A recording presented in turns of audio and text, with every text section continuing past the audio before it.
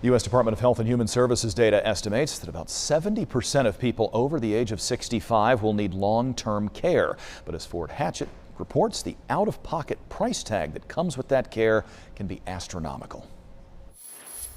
The price of long-term care in the United States is skyrocketing, something one local family found out the hard way.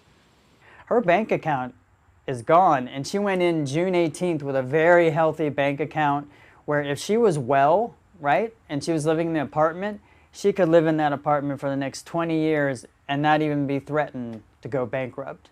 Peter Romanov's mother, Ina, suffers from Alzheimer's and has been in a long-term care facility since last summer. Research from Genworth found the average price for a private room at a long-term care facility in North Carolina is more than $96,000 a year.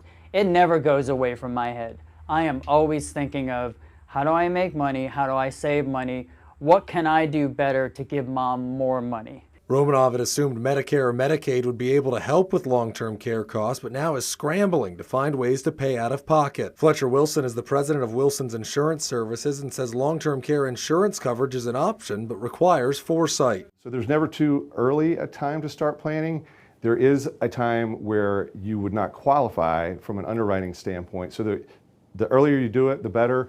If you wait too long, you may not be able to actually obtain these products. Romanov says he's raised enough money through a GoFundMe page to keep his mother in long-term care through next March, but without additional help, he doesn't know what he'll do next.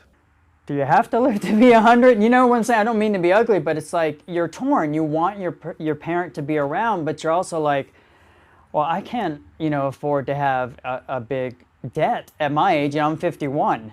And you can find a link to donate to the Romanovs' fundraising efforts and find more information about long-term care coverage options on our website. In Winston-Salem, Fort Hatchett, WXII 12 News.